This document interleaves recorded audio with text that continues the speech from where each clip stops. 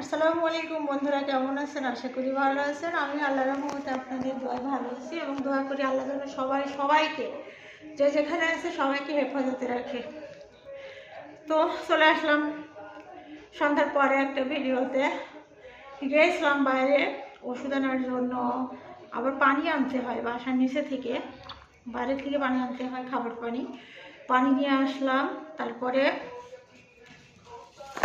পিঠার দোকানে গিয়েছিলাম। প্রত্যেক দিনই পিঠা নিয়ে এসে খাওয়া হয়। কালকে চিতই পিঠা ছিল, ভাপা পিঠা ছিল, আজকেও আবার আমি নিয়ে আসলাম। যদি ভাপা পিঠাটা আমার কাছে খুবই ভালো লাগে। আজকে পিঠা এরকম কেন? কেমন? হ্যাঁ, কেমন কেমন 8টা পিঠা নিয়ে এসেছি। 8টা পিঠা নিয়ে এসেছি। 2টা আমার ছেলে খাবে, 3টা আমি খাবো, 3টা শারমিন খাবে। এই 2টা পিঠা ব্যাগের ভিতরে রাখো, গরম থাকবে না, হিমেল এসে খাবে।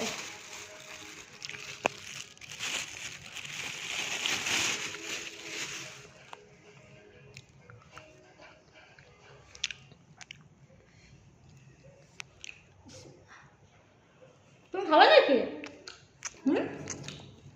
খাবে? নাও খাও, তোমার জন্য এটা। তুমি বড় হও, তুমি তখন খাবা। আসলে পিঠা খেতে সময় খুবই ভালো লাগে, সব রকম পিঠে ভালো লাগে।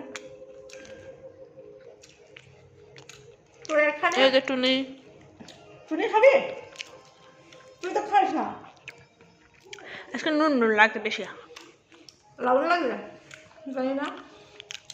তো বাইরে যখন যাই পিঠা সব পিঠাই পাওয়া যায় বাইরে, এই জন্য বাসায় বানানোর কোনো ইচ্ছা হয় না, তো খামাখা কষ্ট করে বানানো। আর এখানে গেলে পারে আবার দুধে ভেজা পিঠা আমি নিয়ে আসি। কয়েকদিন পর পরই দুধে ভেজা পিঠা করি আমি, পিঠা আমি বাইরের থেকে নিয়ে আসি।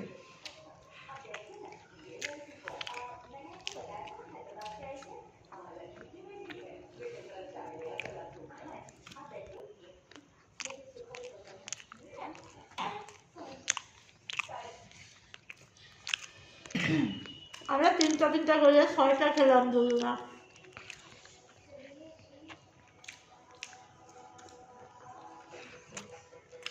বন্ধুরা, আমার ভিডিওটা দেখার আগে লাইক কমেন্ট শেয়ার দিন, বাট আমার পেজে একটা ফলো দিবেন, রোজা খান ব্লগ আমার ইউটিউব চ্যানেল, ওখানে একটা সাবস্ক্রাইব করবেন, বেল আইকনটি বাজিয়ে দেবেন। ওকে।